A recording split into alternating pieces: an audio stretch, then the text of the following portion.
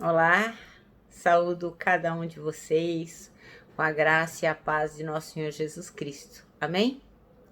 O meu nome é Miriam Anita e eu estou aqui neste momento para compartilhar com os irmãos aquilo que entendi do texto que lerei do Manancial.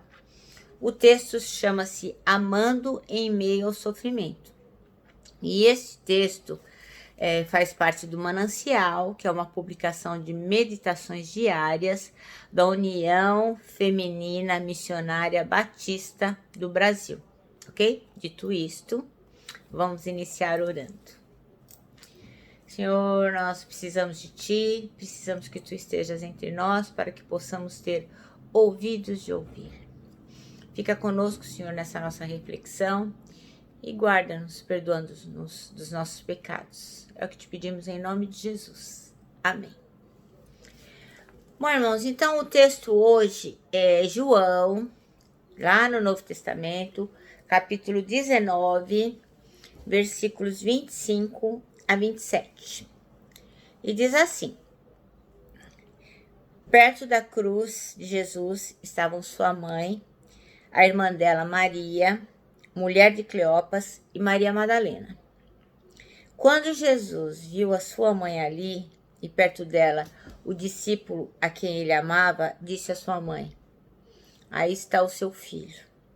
E ao discípulo: aí está a sua mãe.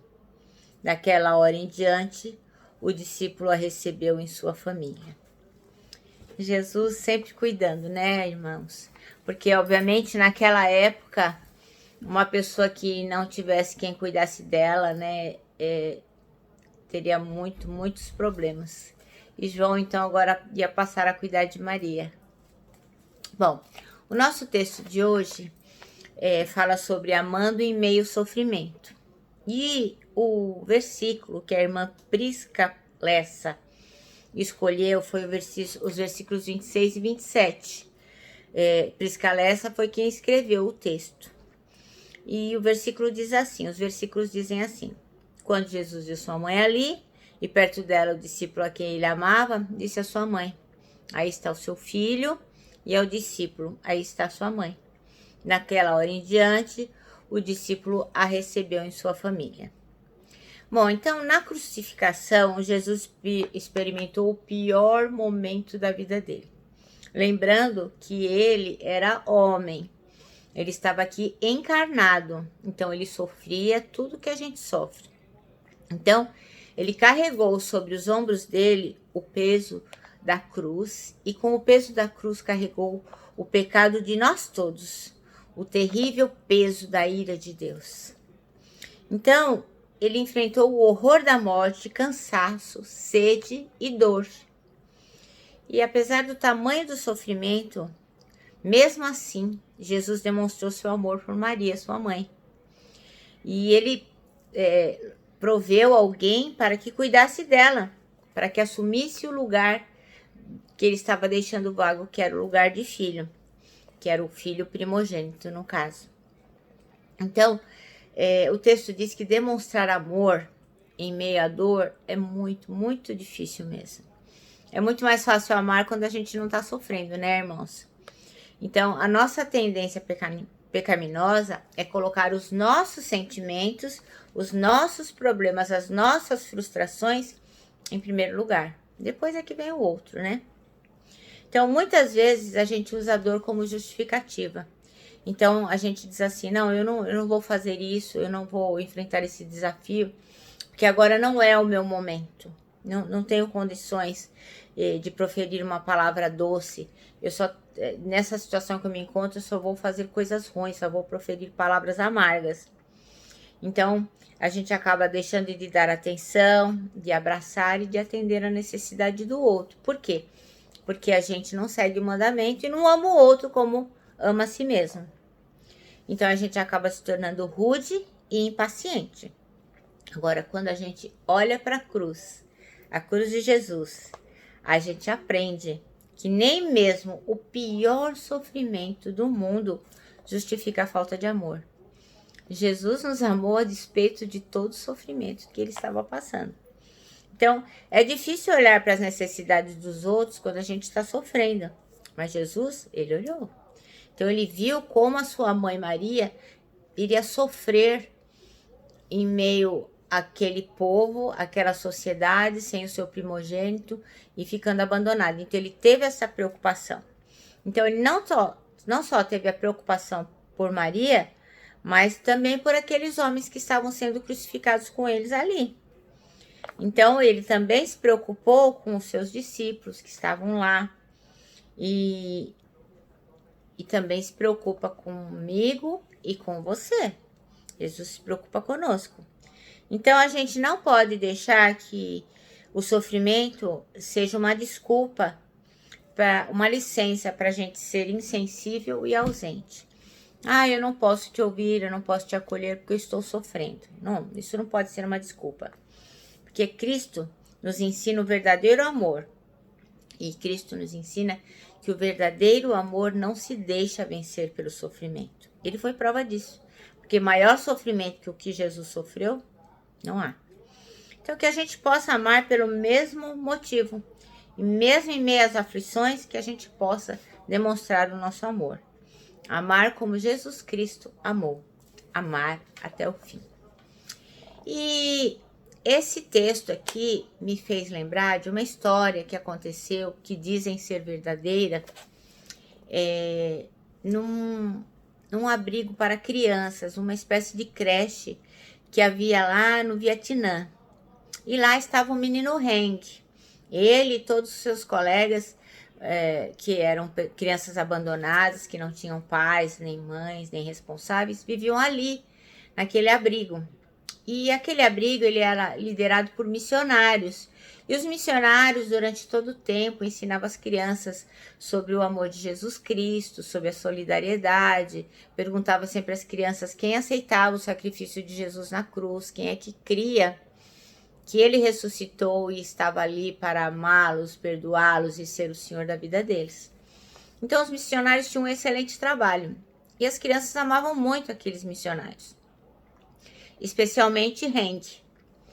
Um dia aconteceu que houve um bombardeio.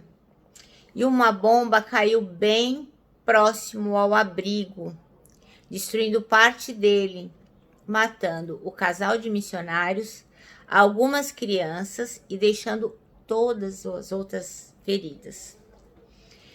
E foi um corre-corre, um horror, e não havia quem cuidasse das crianças, porque os missionários haviam falecido no bombardeio.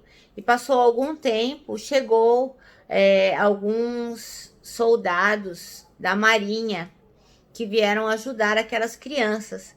Eles eram médicos que serviam à Marinha dos Estados Unidos e vieram acudir aquelas crianças vietnamitas que estavam totalmente desordenadas, desorganizadas, sem saber para onde ir e muitas delas machucadas.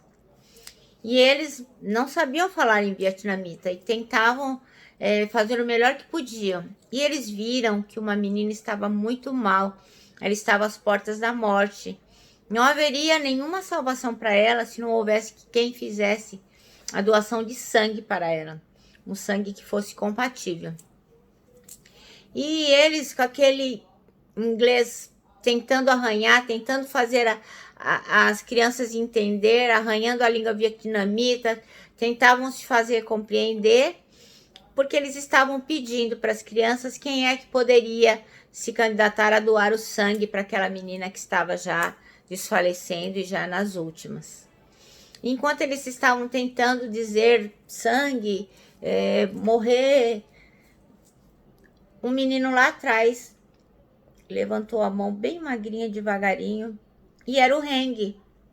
Ele se candidatou a doar o sangue para a menina.